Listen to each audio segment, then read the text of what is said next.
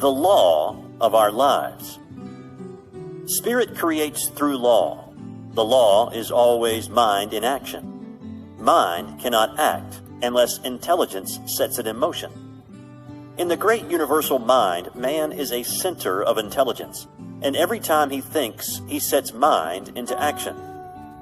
What is the activity of this mind in relation to man's thought? It has to be one of mental correspondence. That is, mind has to reflect whatever thought it cast into it. Wonderful as universal mind is, it has no choice but to create whatever thought is given it. If it could contradict that thought, it would not be a unit, since this would be recognizing something outside of itself. This is a point in truth which should not be overlooked. The one mind knows only its own ability to make whatever is given it. It sees no other power and never analyzes or dissects. It simply knows. And the reason why people do not understand this is that they have not realized what mind is. The ordinary individual thinks of mind only from the limitation of his own environment. The concept he has of mind is the concept of his own thinking, which is very limited. We are surrounded by an all-seeing, all-knowing mind, which is one and runs through all.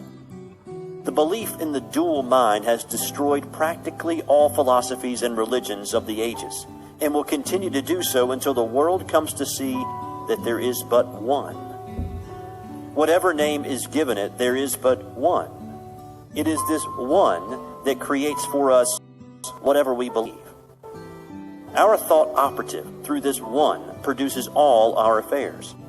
We are all centers in this mind, centers of creative thought activity.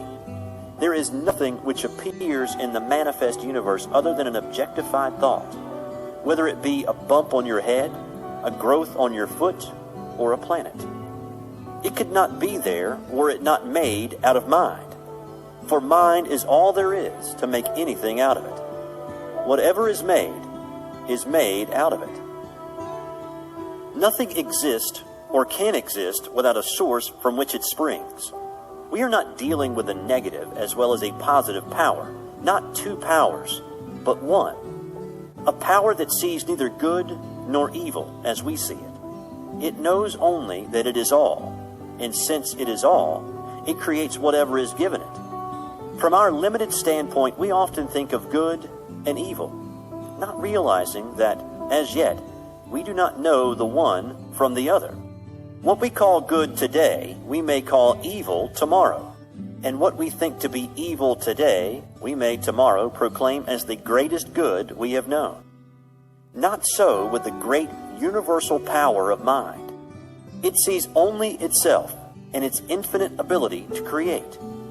To the thinking person, this will mean much. He will see that he is no longer living in a limited universe, a world of powers, but that he is immersed in an infinite creative medium which, because of its nature, has to create for him whatever he believes.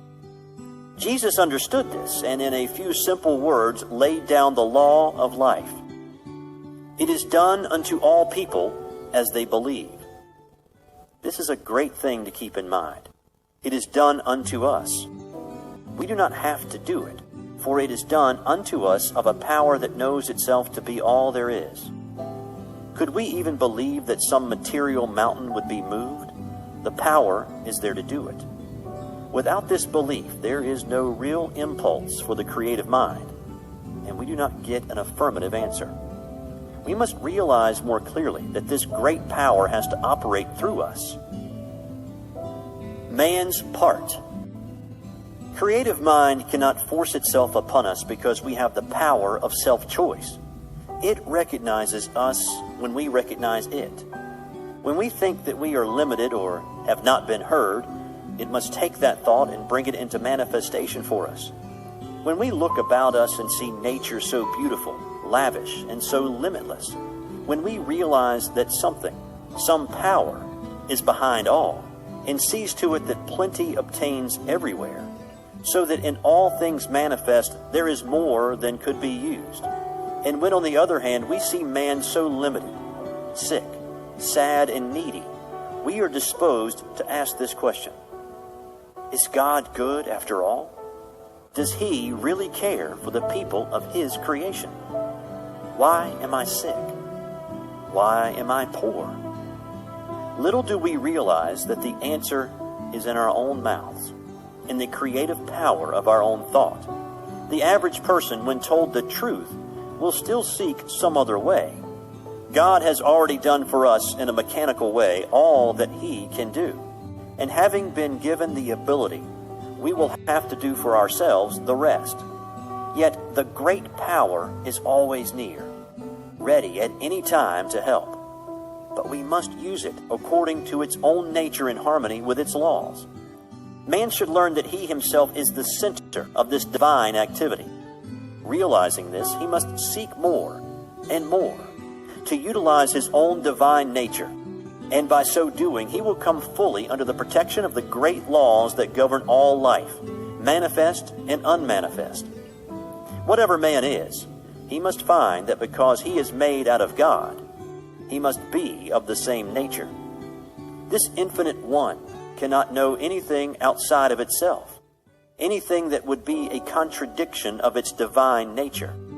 Man's ignorance of his real nature binds him with his own freedom until he comes to see things as they really are and not as they appear to be. In the infinity of mind, which is the principle of all metaphysics and of all life, there is nothing but mind, and that which mind does. That is all there is in the universe. That is all there ever was or ever will be. This mind is acted upon by our thought, and so our thought becomes the law of our lives. It is just as much a law in our individual lives as God's thought is in the larger life of the universe.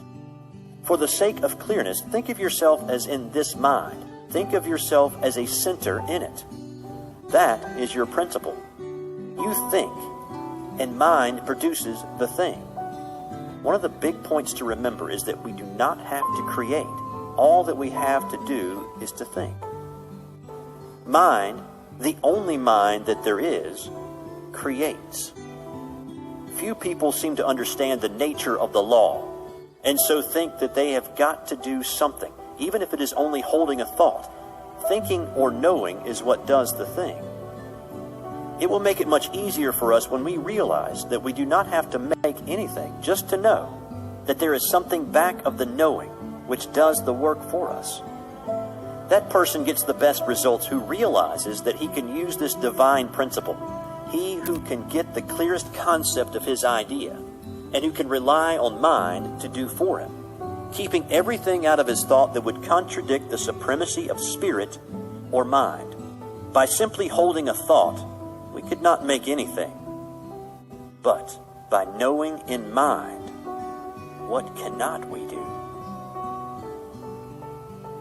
Bondage and freedom.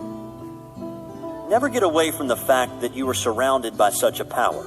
It is the principle of demonstration. It knows every thought. As we send forth our thought into it, it does unto us. The person who is ignorant of this law must by that ignorance be bound by his thought, by his human beliefs. One who understands will begin to break these ties that bind him. One by one, he will destroy every negative thought until at last he is able to think what he wants to think. And so he frees himself by the use of the same power that at one time bound him.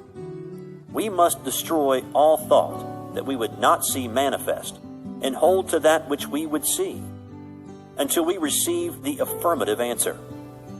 Never struggle. Mind makes things out of itself.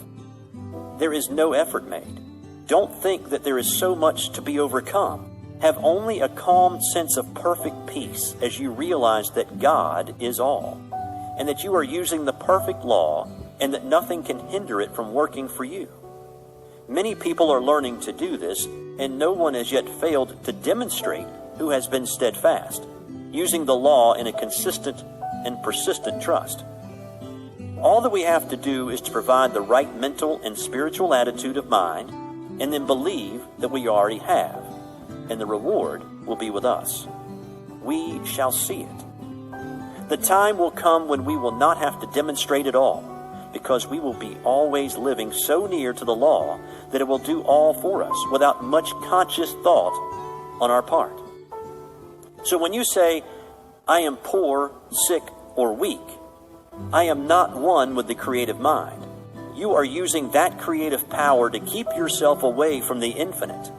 And just as soon as you declare that you are one with God, there is a rushing out to meet you, as the Father rushed out to meet the prodigal son. The Spirit seeketh. But as long as your mind thinks in the terms of conditions you cannot overcome, the difficulty comes from our inability to see our own divine nature and its relation to the universe. Until we awake to the fact that we are one in nature with God, we will not find the way of life.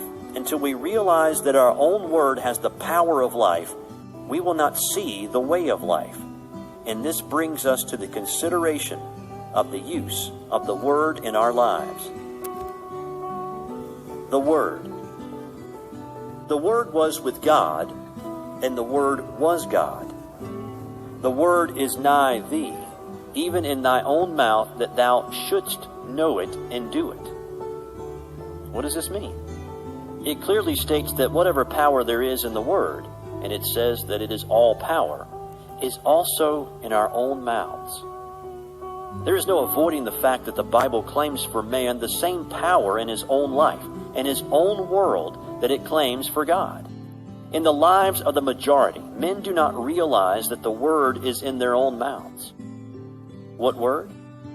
Little do we realize that this word which they are so earnestly seeking is every word they hear, think, or speak. Do we who are endeavoring to realize the greater truths of life always govern our words?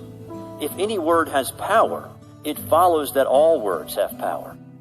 It is not in the few moments of spiritual meditation that we demonstrate, but we bring out the possibilities of the hidden word when we are allowing our thoughts to run in any direction. Not in the short time spent in silence, but in the long hours stretching themselves into days, months, and years. Are we always using the Word? An hour a day spent in silent meditation will not save us from the confusion of life. The 51% of a man's thinking is what counts. It is easy when we are alone to brave the storms of life. Surrounded by our own exalted atmosphere, we feel the strength of the infinite. We rise in spirit. We think we are experiencing the ultimate of truth, that all things are ours. These moments in a busy life are well spent, but must unavoidably be brief. But what of the rest of the day? What of the busy streets, of the marketplace, and of all the daily contact with life? Do we then obtain? Do we keep on in the same even way? Or do we fall before the outer confusion of our surroundings? We are still creating the Word and setting it afloat in the great ethers of life. Are these words creating for us? Yes. How necessary then to keep the independence of the solitude. How seldom we do this. Few people indeed in the day in which we live are well poised. Where do we find the man who can live above his surroundings, who in his own thought can dominate all conditions, and in the midst of the crowd keep his own even way and his own counsel? When we do meet with such a person, we will know him, for we shall find on his face the image of perfect peace.